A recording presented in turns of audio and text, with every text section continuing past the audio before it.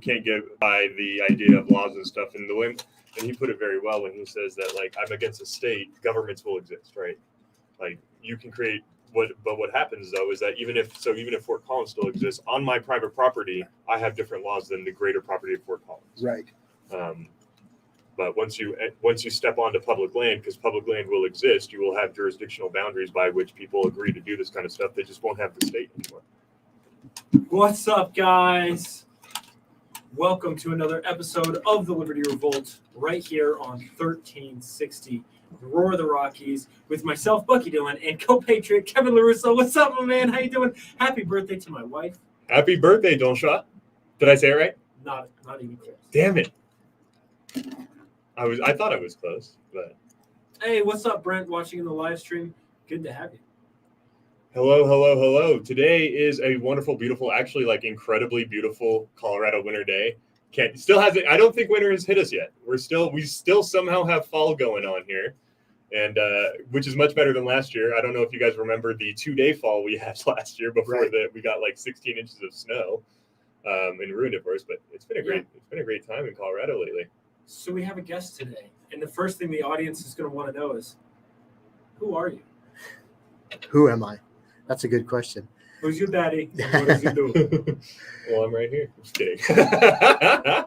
So my name is Michael Stapleton. I'm a former legislative director for the Libertarian Party of Colorado. And I longtime political activist and mostly involved in legislative activism, keeping a watchful eye on what happens at the Colorado State Capitol, but also following local politics as well. It all actually started back in 2013 when I was living in Pueblo, and the legislators at that time, completely like it is now, hyper-partisan, Democrats control everything. And they went through what we call the legislative session of 2013 and all of Colorado's new gun control. And it really opened my eyes that, one, a lot of people don't pay attention or even knows what goes on at the state capitol. And even further than that, most people don't understand the process of how legislation gets enacted, how it goes through the process. So I kind of took it upon myself to get involved, take a way that I could find a way to hold the elected at the state capitol accountable, and worked on studying the legislative process in Colorado. And then not only that, was studying even more so something that doesn't happen in government schools anymore, but civics, understanding the 5 levels of government and how they work and how they have an impact in our lives. And if most people don't know what the 5 levels are, it's federal, state, county, city or municipality, and school boards. So each one of those is an elected legislative body and can function as such. But most people don't understand how any of it works. So in order of importance, what would you say people pay attention to? Personally, my thing that a lot of people really need to pay attention to that don't is your local politics, your school boards, your town councils, your city councils, because at the end of the day, what they do is going to have probably the greater impact in your life and greater impact on liberty. To me, it goes from top to bottom. School boards, city council, town council, county commissioners. Yep. Those are areas where we can actually affect change, because we can actually get to know our elected on a little bit more personal level. At the state capitol, you can kind of get there, but when it's hyper partisan like this, it's very, very rare that they're going to want to have that conversation with you. Yeah.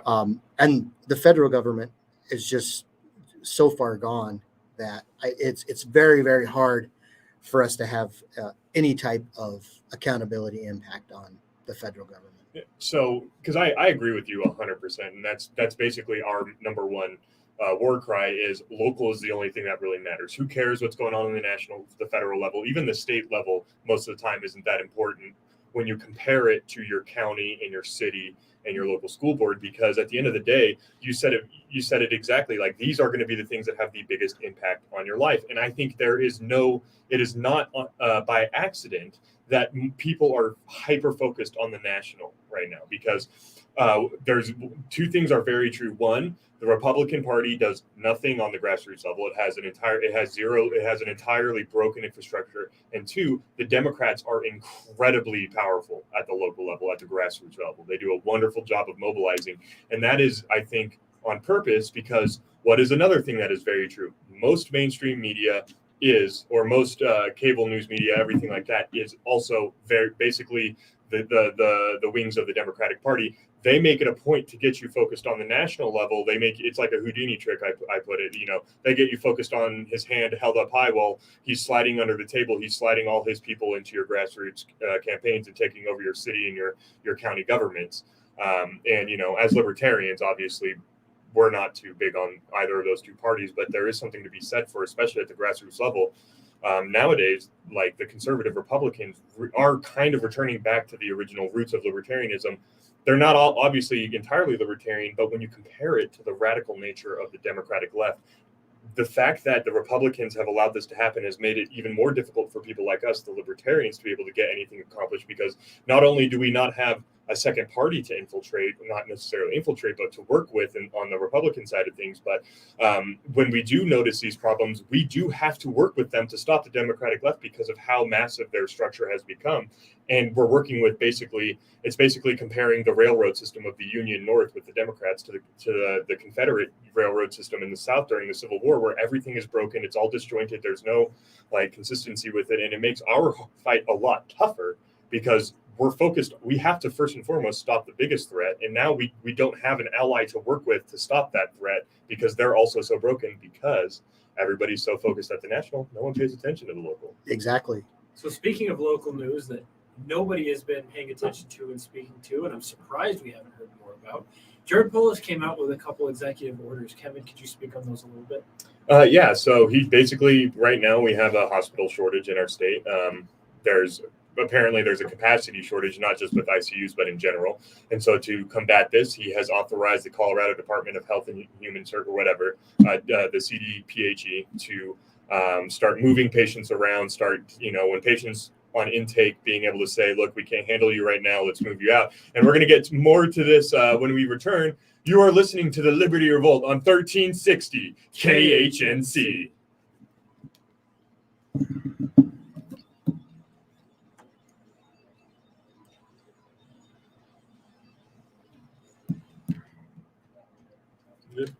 Oh, hey, that's my boss. Yeah. I'm hoping this worked out. I created a ad rotator, and if we hear this ad 3 times in a row, during this next segment, I'm going to be out there fixing all the commercial breaks. But hey, what's up, guys, watching in the live stream? Such an honor and a pleasure to have you. As per our usual arrangement, Janine, hey, girl, how you doing? If you are watching in the live stream, make sure to say what's up to us and help guide the conversation. I watch the comments throughout the course of the entire show, and if you guys are informing me of something, we have some audience members who like to act as my pull that shit up, Jamie guy, and that is tremendously helpful. So, Brent, pull that shit up.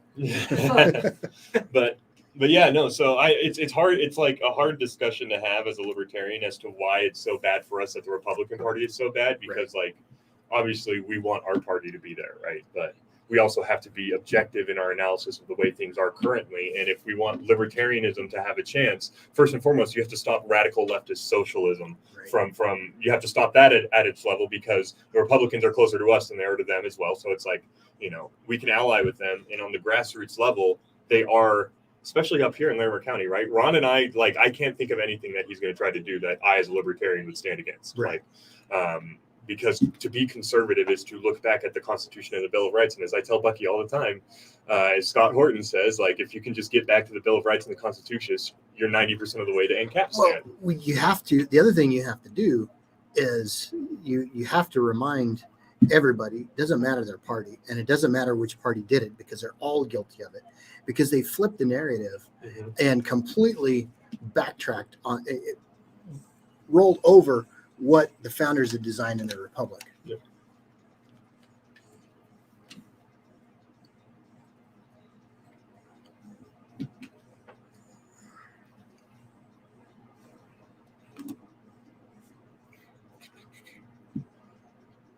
Hello and welcome back, ladies and gentlemen, to the Liberty Revolt on 1360 KHNC. It is Kevin LaRusso here with my super amazing, incredible co-patriot, Bucky Dillon, and special guest, former legislative director of the Libertarian Party of Colorado, Mr. Mike Stapleton himself. And we are talking today about what the executive orders recently that came out with Jared Polis and this whole COVID situation in general and its side effects in how it's affected hospitals. And so he released an executive order earlier this week, I believe it was. It was a Monday he did it? Monday or Tuesday? I believe it was on Halloween. Oh, yeah. So Sunday, when he released this executive order that allows hospitals to manage their capacity levels and start redirecting incoming patients to other healthcare provider centers, such as urgent care centers and that kind of ilk, basically to mitigate the troubles they're having with COVID. But it begs the question, and Mike, I want your input on this one for sure.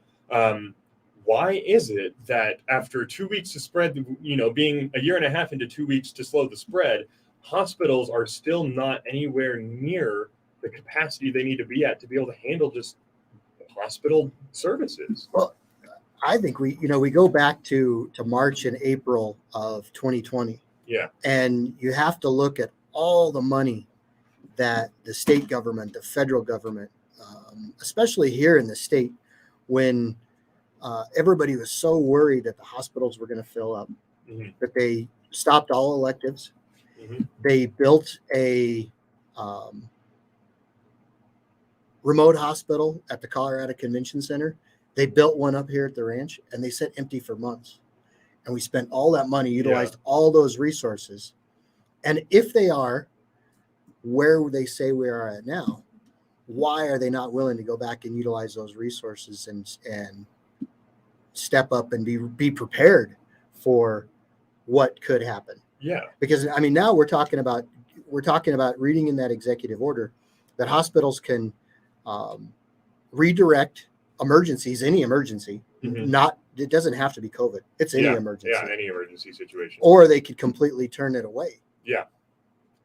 Well, I don't know if they can turn away and deny all service. They have to. I think they do have to provide an alternative. Right. But it's like you said though. Like why are we still at this position? Shouldn't the government's goal in responding to this pandemic to be what can we do to increase resources so that it becomes a background issue, so that even if we do have a higher than normal level of COVID hospitalizations, people are still allowed to go out and live their normal life, because that should be the goal. But it seems like, Bucky, I don't know if you're seeing this too. It just seems like they are negligently not taking the steps necessary in order to be able to ensure that even if things get a little bit bad at the hospital front, we are still able to live our lives as normally as possible. Yeah, it's interesting to me. I've heard different things. It would make sense that we have a backed up demand for hospital beds that is now being overfilled. But I've also heard I'm having a hard time finding the actual number of hospital beds. At one point, and this could have been absolute horse manure, I heard something along the lines of, well, they cut the number of available beds down so that they could then say that they were at this tremendous capacity and rally for some kind of support or whatever that entails. But I haven't been focused on that as much. Can you speak on that at all? I'm trying to check out some other numbers right now because I'm trying to figure out, because in addition to the hospital shutdowns, because Mike, you were mentioning it, the fact that people weren't going to the hospitals in general. So like for those of you that are unaware, the main function of hospitals isn't just to be an ER where someone gets life-threatening injuries and they get treated. No, like hospitals are where you go for all your elective surgeries when you're getting hip transplants or hip replacements or organ transplants or any kind of actual surgical treatment outside of like minor dermatological procedures or LASIK. You're going to the hospitals. Well, what happened during COVID is people stopped wanting to get these elective procedures because they were worried about it. They didn't know if the hospitals were going to be filled. And because of the negligence on the media and the reporting system saying that rather than saying our ICUs are what's full, or explaining to people that when we say ICUs are full, that does not mean that the hospital itself is full. People would hear things like, oh, the ICU is 90% full, 92% full. And people would be like, well, I don't want to go in for surgery, or I don't want to go get treated because, what if what I have isn't that serious? I don't want to take up space from this kind of stuff. I need to stay out of there. Or if I have cancer, this could kill me catching COVID going there. And so the fact of the matter is that even if your ICU is 92% full, your hospital could be 60% empty.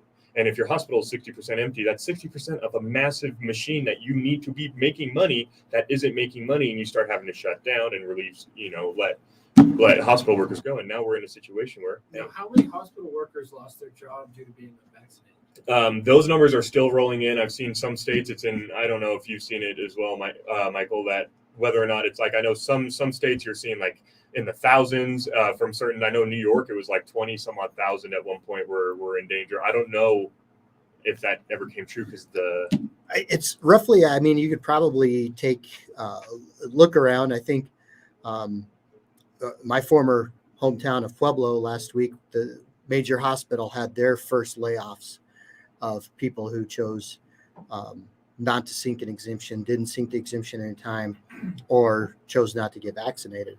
And it was roughly 10% of their workforce. 56 people. So then let me ask this. In the early throes of this pandemic, I follow Chinese news. My wife is Chinese. I pay a lot of attention to what's going on over there. They actually immediately bought hotels off some local hotel owners and started renovating them into hospitals. And they also just built hospitals from the ground up, anticipating the problem before the problem was hitting them in full force. Would it be possible for us, did we do anything similar here? Anticipating that we would have, because of the virus, an increased need for hospital beds, did we increase the supply in any way? I honestly think what happened was once the vaccine rolled out, all of the other plans went by the wayside. Yep. Because they felt like we now have the vaccine, we've got this. At the end of this. Yep. Yeah. And we get the vaccine and COVID goes away. And they didn't think about anything else other than pushing that. That was the only agenda that they had in mind. Yeah, and especially pushing the COVID vaccine is very, to me, it's very suspect because it's operating under an emergency use authorization that requires no further proven treatments outside of the vaccine itself, and it makes it so that there's a financial incentive to push the vaccine and nothing but the vaccine, and right. So big pharma, being the largest lobbyist of both our politicians and the media, what's in their best interest? Well, their best interest is to lobby the government and the media to discredit any viable alternatives, whether that's alternative therapeutics or whether that's natural immunity, just completely discredit that. And then to push the government to mandate it on everybody, and then make the government make it so-called free so that no one has an excuse not to get it, and they can give the government a blank check, or vice versa. The government gives them a blank check for every dose. These things are being paid for. One of the things that completely astounds me through all of COVID is from when it started to when we were researching it to figure out how we could end this, how we could stem the flow of people getting sick and people dying. The only thing that they have really been focused on the whole time was the vaccine. Yeah. Scientific studies for treatment methods went out the window. Actually trying to find a way to treat the sick, to treat the ill. I mean, they went to old technology by thinking that ventilators were the first option. Oh yeah, and those ended up killing a lot of people. Yep. And when you look at it too, it's like, I remember when it first started, everyone was like, well, the problem we're facing is that a vaccine's probably not going to be available for a couple of years, like 3, 4, 5 years. And then all of a sudden, because they dropped the veil of government regulation on the pharmaceutical industry, all of a sudden capitalism did its thing and proved that, hey, we can, if you get the government out of this, we can solve a problem very quickly, except for the fact that they removed the ultimate roadblock for capitalism to ensure good, honest capitalism, which is liability. Yep. So, well, it's not, there's still some level of competition in that there's 3 producers, but not in treatments. No, you're right. You are 100% right on that. But there is competition itself within the presence of the vaccine companies. Sure, but yeah. for capitalism to operate successfully and not be corrupt as people complain it does, there still has to be protections in place. One of the biggest being liability, being Absolutely. that if your company does something and it directly damages someone else, they have the right to sue you. By removing any of that, you just make it so that all they have to do is they're no longer incentivized to go through all of the proper testing and safety standards that they should. Well, the progressives for years have been always wanting government regulated consumer protections. Yeah. But then this comes up and there's no consumer protections. Some people have floated the idea that that what's happening on the left is that there's intentionally, like, the CIA has put plants on the left, such as people like AOC, intentionally to be such bad representatives of radical leftism and socialism, and fill it with so many contradictions that it never takes hold. You laugh. They did that. They have done that in the past. I believe it. I think they do it on both sides. But yeah, they might do it on both sides. But if you get a conservative in there versus a radical leftist, like, the conservative's a lot more likely to, love them some 3-letter agencies. So. They're all about that law and order over there. But it comes down to the fact that it's so mind-boggling how, like, openly contradictory everything is. Like, I'll talk with leftist students on campus and I'll be like, I'll know, like, one of them is some guy who's for the last 3 years have consistently come and talked to me, and he's very much a socialist. I was like, 2 years ago, you and I agreed about how corrupt and broken the pharmaceutical companies are in our country. Seems to be the case that I am the only one that remembers that at this point. Now you're the conspiracy theory for pointing out that maybe Big Pharma doesn't care that much about your health. Maybe it's not their top priority. Remember when we were screaming at each other about how evil Martin Shkreli was with what he did with what's the diabetes treatment? Insulin? Like, do you not remember that conversation where we talked about how Big Pharma has no incentive at all to give a damn about us? And a lot of times it's not Big Pharma. Yeah. A lot of times it's the government. Yeah. Right? For example, part of the reason why our pharmaceutical drugs are so expensive is because the Canadian government is putting on all these price controls on their drugs, and therefore, in order to turn a profit, they need to raise the prices elsewhere on us. Well, it's not just that. It's that when you do research here, there's this other great, humongously beautiful big government program called the patent. And when you put a patent on a pharmaceutical drug, all of a sudden, and nobody else respects it, by the way, the generics don't have to respect it. And there's generic manufacturers in Canada. That's another reason why it's so cheap. Canada, India, Europe, they have generics that they produce. The problem being is that once you put a patent in the United States, you make it so that their competition pool, the amount of people that they can actually sell the drug to, shrinks from the entire population of America or of the world to only the population of America. So you cut the pool by about 20 to 25 times what it would be otherwise when you allow for a patent, which allows them to charge what they want here, but in the long term does a lot more damage because they can just produce it at a line below the generic right at the get-go, and they might not make as much money at the front end, but over time, by keeping other generics out of the market, they would be able to make more money. Again, the patent system sounds so great, but it is one of the major reasons we have such a pharmaceutical issue in this country right now. So it acts very similar to price control. Yeah, it is. It is, in effect, a protectionist price control, and except the only victim, rather than the people they're protecting, is the American people. Excellent. Yeah. Sounds fantastic. I was one that was all about patents. Like, I was like, patents are great. You want to make sure people's intellectual properties are protected. In the beginning, when I heard about these executive orders, especially talk around the radio station, a lot of people were saying, well, this is going to be wielded wielded maliciously by people with a political agenda to punish the unvaccinated. Yep. Do you think that is a realistic concern? I don't think the hospitals are legally going to turn anybody away, but it's going to be interesting to see. I mean, we're already seeing it. It's going to be interesting to see the quality of care. We will let you finish up your response when we get back. You are listening to the Liberty Revolt on 1360 KHNC.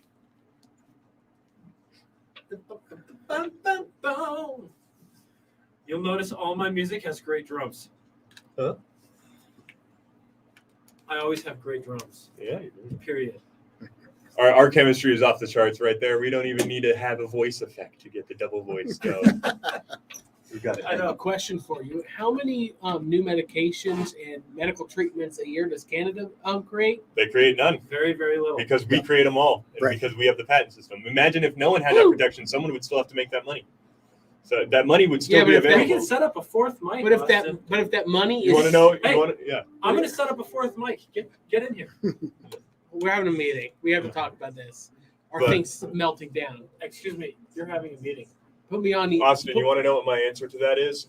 Take all the money that we're huge out of that pool of medical care that we have, create a price pool that says that lists the various diseases to be cured, and just say, all right, cool. How about this? There's no patent, but if you create a disease that provably or create a cure for a disease, you get X amount of money. Your research and development plus. Ready for the fallacy?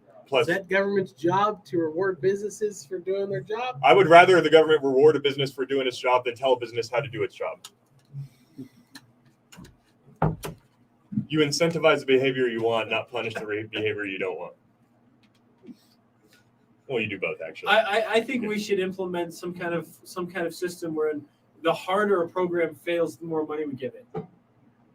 Well, the thing is like I understand the problem that you have to address is how do you still, if you remove the government regulations or you do what I'm suggesting, how do you address the fact that the problem Austin brought up is great? And I would say, look, as a libertarian, I understand it's bad, like the government blows, but since it is there and since the money is being used, let's use it in a way that actually will incentivize what we need rather than just what we have now, which punishes the American people, saying that, hey, you're only, if you produce this drug, you're only allowed to charge 25% profit on it, but you get, say it costs $2 billion to make, you get an immediate $8 billion. All right, we're almost back.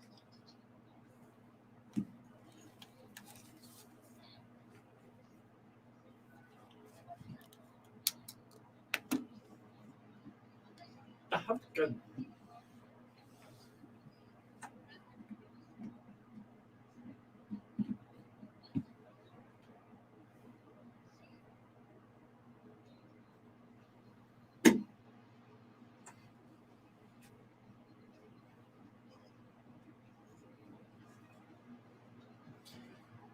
What's up, guys? You're listening to the Liberty Revolt 1360 KHNC, www.libertyrevoltmedia.com, facebook.com/Liberty Revolt Media, youtube.com/Liberty Revolt. And if you want a good laugh, check out our Liberty Revolt Instagram page because I'm firing it back up and I'm putting on lots of memes. Nothing but memes. If you don't want to hear anything that Kevin and I have to say, but you want to feel good, Which is most of you. Instagram.com/Liberty Revolt Media. Give us a like, give us a follow. Don't hit the bell. Don't get the notifications. Don't leave a comment. Additionally, so at CSU on November 17th, we have the one and only Dave Rubin coming to Colorado State University. If you are interested in that at all, please go over to the TPUSA CSU Rams account on Instagram, TPUSA CSU. Donate. You will get yourself a nice VIP package. Dave Rubin himself is a great, great dude. Him and I disagree on ideas, but we do not disagree on what makes people good, and he himself is a great person. So come out, see a great event. You can look it up on Eventbrite. But yeah, CSU, we got some good stuff going on. I like to drink and have a good time, and it seems like Dave is one of those guys. Yeah, he would be a great person to have a drink with, and he was instrumental in both of us moving away from the craziness of the left. So thank you, Dave Rubin. Thank you, Larry Elder. Yep. By the way, guys, did you see we did an interview with Larry Elder? Did you hear it yet? Have I aired it yet? We haven't aired it, have we? I don't know if we've aired it yet. We have not aired it on the radio. We need to put it on, man. We need No, we we need to get it don't. up there. If you are listening to us on the radio broadcast, be smart. Yep. Don't be a retard. Go to facebook.com/Liberty Revolt Media and watch Bucky and Kevin interview Larry Elder. But before, it's a great time. Larry is a wonderful guy. He's an incredible commentator, and he's been a huge part of my life. But Mike, before we went to the break, Bucky asked you a question, and I forgot what the specific wording of the question was. Bucky, you want to repeat it? You forgot it too. About, do you think the ability for the hospitals to turn down people will be weaponized based on vaccination status? Yeah, I don't think it's going to be weaponized, but I think it's going to be, we may see some instances of questionable practices. Yeah, Um, they'll try.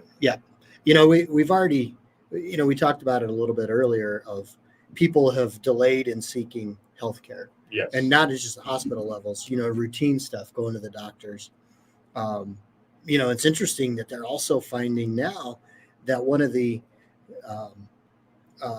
other demographics are people with illnesses that are taking up more hospital space than expected are those who have forego their HIV treatments over the last year and a half.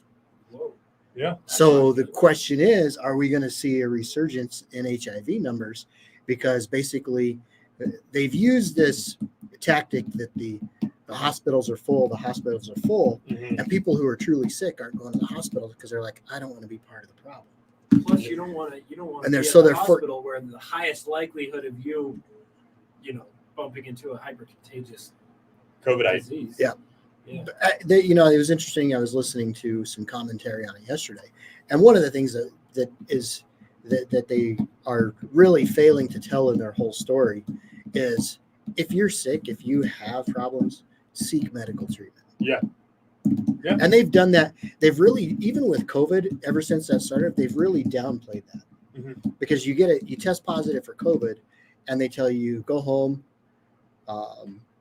treat your symptoms as best you can.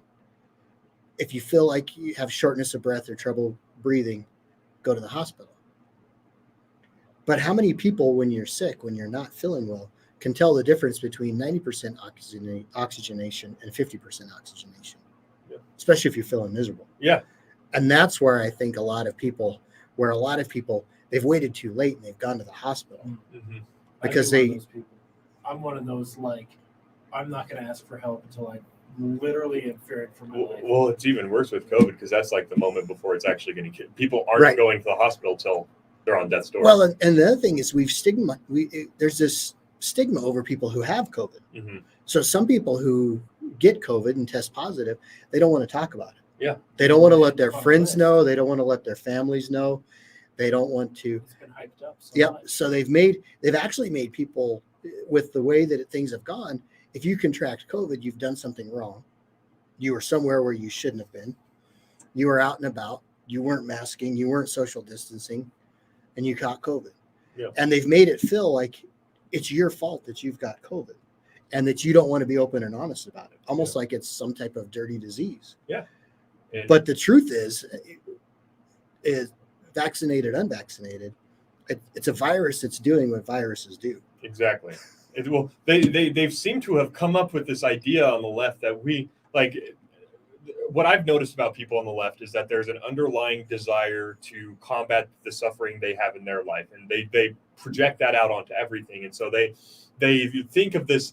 They look at the American medical system and the government as this, as the cathedral, as this giant monolith that can take care of their problems. And to them, we are so advanced as a society that we should be able to eliminate COVID entirely, because they hear stuff like we've eliminated polio and all these other things. And they're like, why can't we do that to COVID? You know what? We should be able to do that to COVID without acknowledging, hey, you say you're on the side of science. You need to acknowledge the difference between things like measles, mumps, rubella, COVID, the flu, polio, cancer. Like, these are all diseases, but they have different operating mechanisms. COVID is a super common cold. Like, it's a super version of the common cold. This thing is endemic now. It's not a pandemic. It is endemic. It is part of our daily life. But they seem to have this idea in their head that there's a way to make it to COVID zero, because the Faucists have said it. So the branch COVIDians decided to take it and run with it. And he said, I think we can get to zero COVID. That's a possibility. It's like, no, that is not a possibility. You are just dealing with an incredibly contagious, incredibly quickly evolving virus that well, it's evolving even quicker because they're vaccinating into an active pandemic. yeah, they're vaccinating with vaccines that they have not taken the time to actually perfect. The thing is with this is you can't.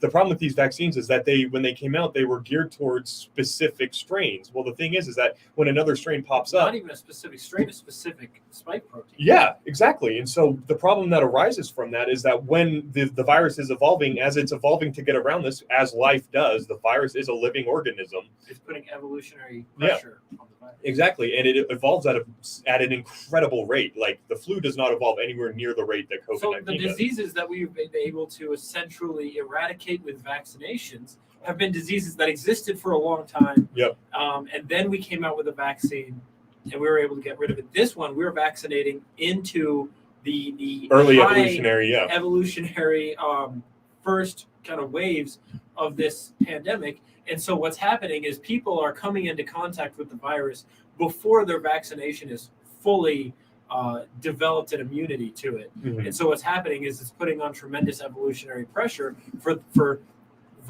mutated forms of this virus to get around that very narrow immunity caused by the mRNA vaccines. Because the mRNA vaccines just tells your body to produce a very specific spike protein. This is the spike protein on the outside of the virus that allows it to attach to your cell and then pull it open and get inside where it begins to reproduce and things. So if your immunity hasn't fully manifested yet, when you come into contact with this thing, there's a small chance that some mutated little version of the virus is going to manage to get into you and replicate, and then it's like taking only a part of your antibiotic prescription and then leaving a superbug behind. Yeah, and you also run into the issue where Allegedly. Yeah, allegedly. All of this is allegedly. You run into the issue as well where it also wanes significantly over time, like very quickly. Like 6 months, you're basically in need of a booster, especially if you're immunocompromised, because they have not. Again, number one above all is that the human body is a machine, is an instrument that we just cannot even fathom the depths of it, and it is so incredible and can do so many things that we cannot replicate. The chances that they can replicate something that can do better than the immune system is out of this world. You're listening to the Liberty Revolt on 1360 KHNC. But yeah, it's the idea that they will somehow in 9 months be able to produce something that is more effective than the human body itself.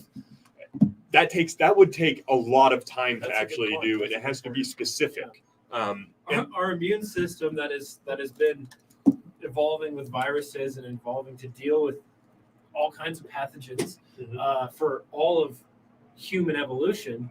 There's no way you're going to replicate that in 9 months. No, they can't replicate anything that functions better than the human body does its own functions. You get a knee replacement, your knee is now worse than the knee you had, which even if, oh, by the way, you got a knee replacement at 45, good luck having the fake one last 30 years. Good luck having the fake one. And chances...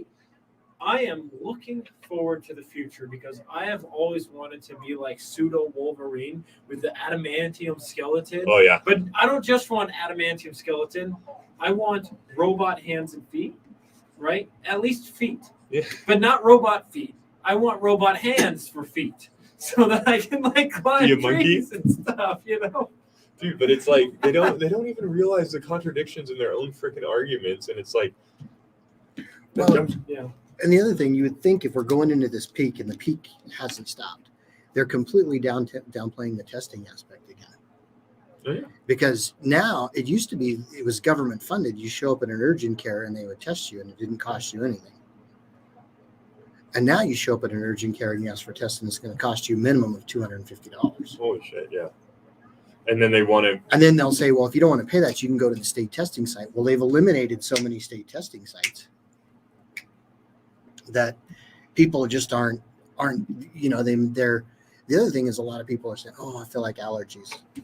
And they should say, if you feel like anything, get tested. Yeah. And they don't.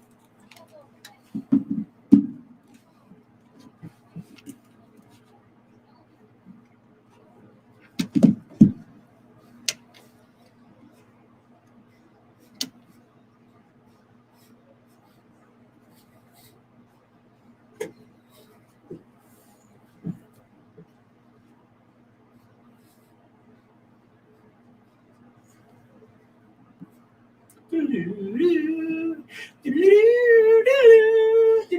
are listening to Bucky Dillon's beautiful, wonderful instrumental voice. You know, if radio doesn't work out, I'm going to become a singer. I'm actually pretty good I pray to God radio works out Just for a you. moment in a million years, I wish it would last forever. I mean, that wasn't that bad at all, actually. But welcome back to the Liberty Revolt on 1360 KHNC Liberty Revolt Media. Facebook.com/Liberty Revolt Media, YouTube.com/Liberty Revolt. We are joined today by Mr. Michael Stapleton, former legislative director. Dang it, I'm trying to go so fast I messed it up. Of the Libertarian. Former Dick Director of the Libertarian Party of Colorado. The Dick Director. Anyways, we were before we went to the break, we were talking about something. We were talking about COVID-19 and the Branch Covidians, as I like to call them, the fascists. But I want to get into a little bit of the excess death that is coming from this even more. The non-diagnosed cancer patients, the non-treated HIV patients, the amount of people that are dying due to drug overdose, and the young children that are dying due to suicide, because the whole point of the lockdown was we were going to be saving more lives than we were going to lose. And so let's start with fact number one. The average age of death for COVID in America is right around 80. It fluctuates based on the week, but it's right around 80. Oh, by the way, the average life expectancy in general is 78-ish to 80 on any given year. So we're looking at a disease that is basically killing the population at the same kinds of levels as literally anything else. And yet they put these lockdowns in place to save lives. Well, what is it doing to the people that would by statistics not be dying of COVID, but would be dying from other causes? Does it increase those deaths exponentially? And I think that that's something that we definitely need to talk about, because so many people on the compassionate left just are not going beyond that single tier of COVID deaths. Well, you talk about the compassionate progressives.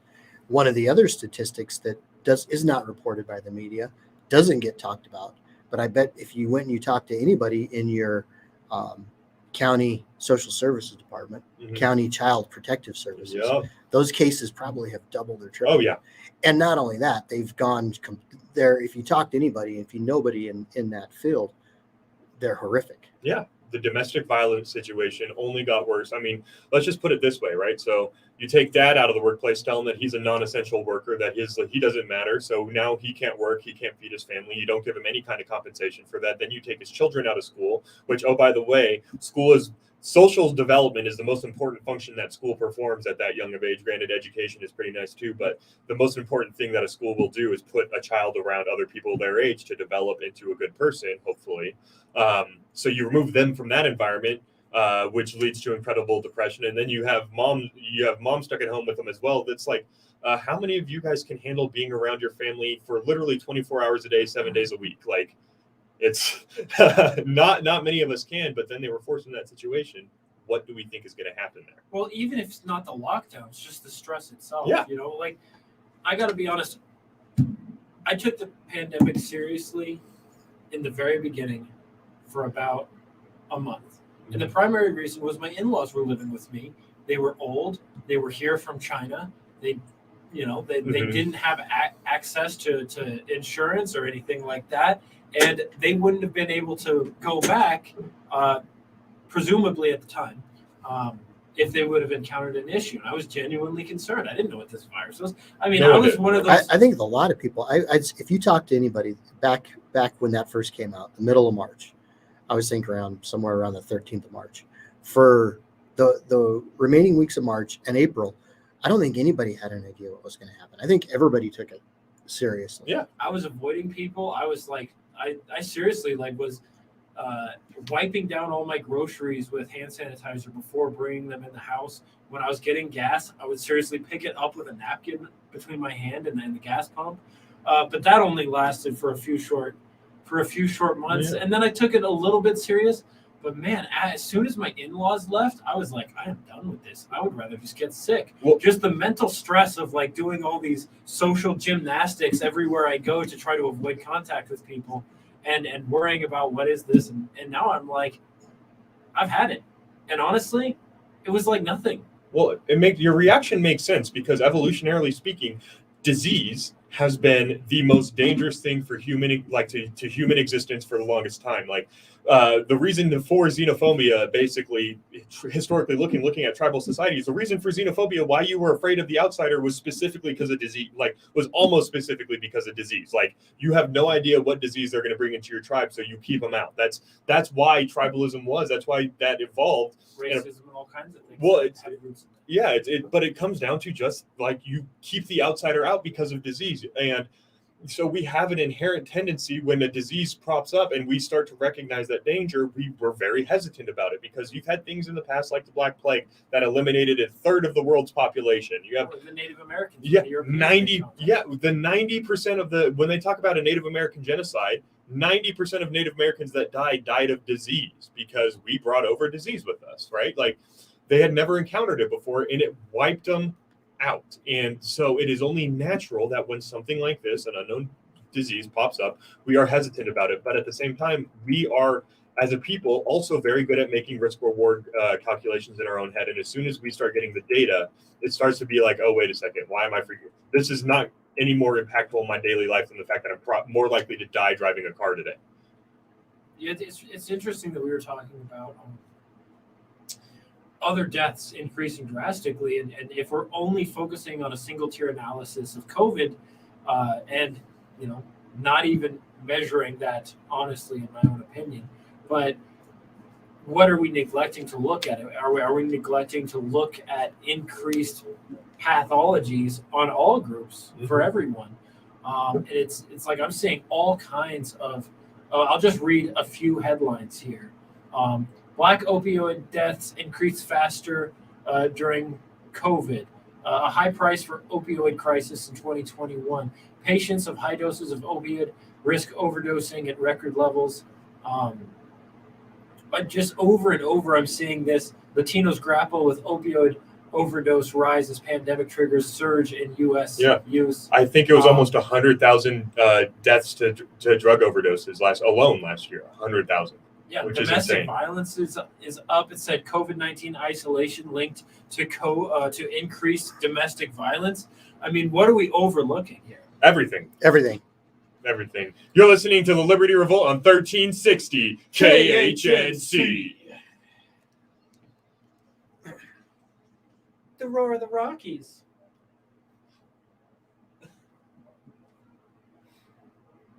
I made a new rotator. Oh, I'll be here at 7 o'clock on Monday, by the way. Our job is here. Oh, great. Yeah. Yeah, there's some serious junk you got to get out of here. Yep. Including my old But desk. I'll bring your webcam then. Great.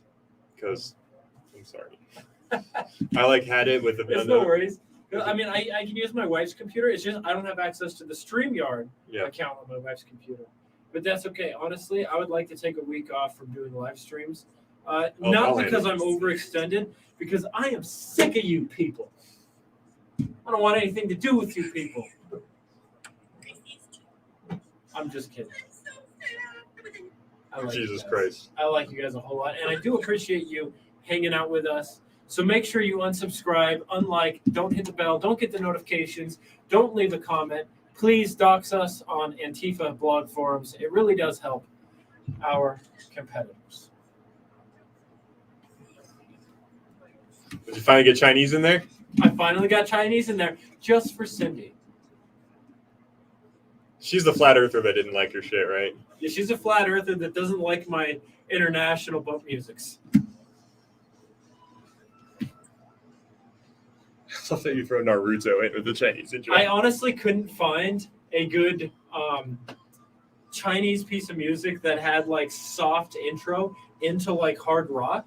And that's been the theme of trying to recreate in all my international bump musics. And, it was really frustrating me that I couldn't find one. So I had to splice these different things together.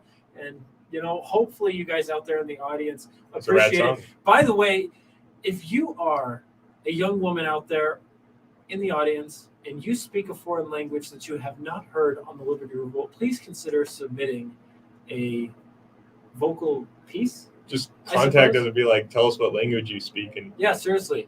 I would love to get some German or some French or, just voices from all around the world. Yeah. Honestly. Well, but I have one to be. Yeah. I don't want a man introducing me in my bump music. No. Frankly. But all right, so we've been talking COVID, but I think for this last segment here, because we've only got a couple minutes left, let's talk Libertarian Party in Colorado really quick. Let's talk. Northern Colorado Libertarian Alliance. What Mr. Stapleton here, Michael? What do you think Are you related to the Stapleton family, like the political dynasty? I am. Oh, that Can you makes speak on that? all the sense in the world now. Everything makes Yeah, sense. I want to learn He's more the about establishment, folks. He's the establishment. Well, I mean, it goes back even further. One of the things that in the last year, especially with the Black Lives Matter movement and the riots and everything, if you've ever studied the Stapleton family history in Colorado, Not really. No. you'll have to Google it. But yes, my great uncle Benjamin Stapleton was the mayor of Denver. Yeah. Not such a great. He did some great things as mayor of Denver. Yeah. But there's some history there. Yeah. And I was actually told during the Benjamin F. Stapleton. that would be him.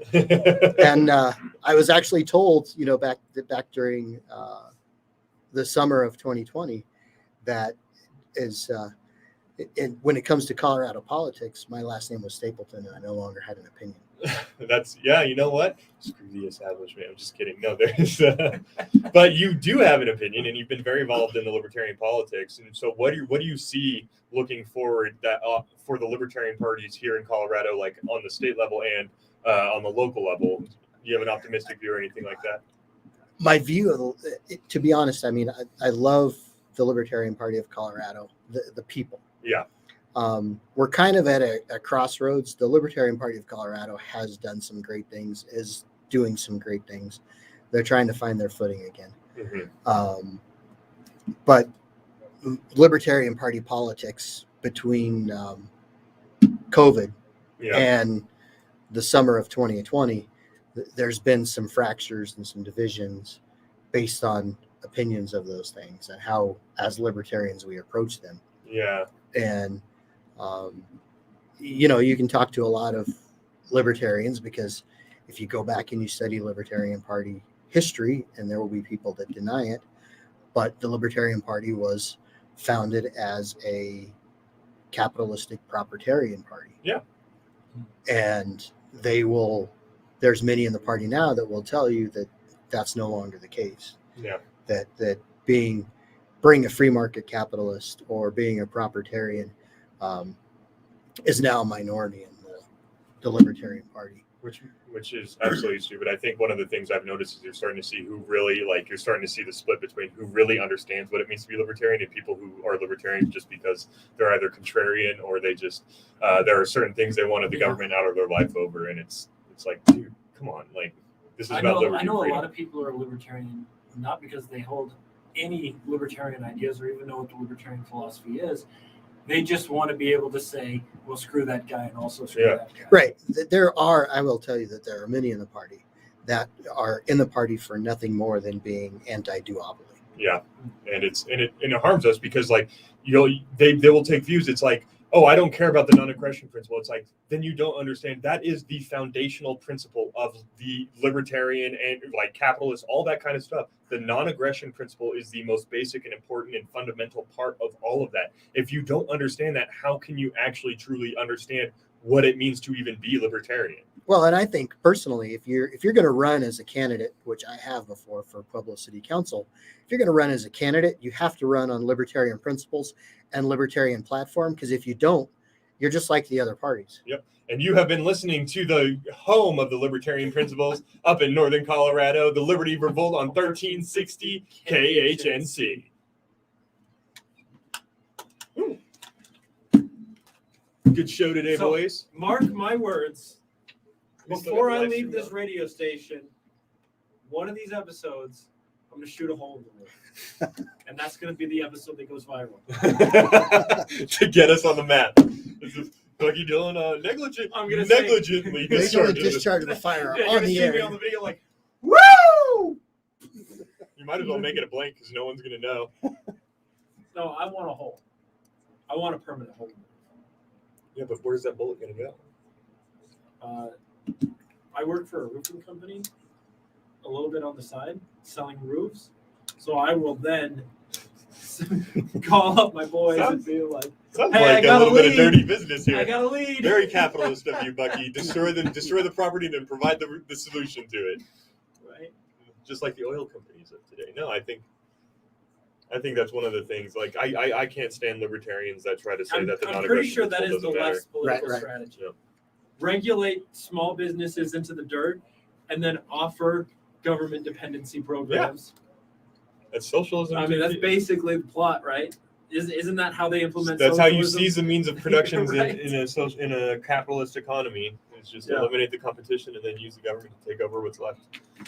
If there's a lot of small businesses, it's a lot harder to take over. Are we going to go grab a beer after Excellent. this and talk? No, Ryan Gonzalez is here. Hey, Anita McAllister caught just the very end of our live stream, just that last little glimpse of our conversation. Hey guys, make sure you mention hashtag WalkAwayColorado. Of course, if we're going to stream to the hashtag WalkAway page, we need to be representing hashtag Walk away. We both have a walkaway story. Yep. I suppose the Stapleton family has a walkaway story. Somewhere along the lines there. Yeah. Tell us about how you walked away from socialism. Yeah. Well, it showed up at my door, and I said no. Bye. I've actually walked away from both parties. I've done the same, but we'll give our walkaway stories as we can do them as individual live streams to the walkaway channel. You know, Sometime I think next week we should air our Larry Elder interview, Mhm. and then we should talk about how he was instrumental in our lives and give our walkaway stories. How's that sound? That sounds good to me. Sounds really good to me. Anita, thank you so much for hanging out with us. We sure do appreciate you. Everybody else in the live stream, kick rocks. Go away, Nate. Love you guys. We love you. Thank you for supporting us, guys, and have a wonderful rest of your weekend. Enjoy some football tomorrow. Are we still on?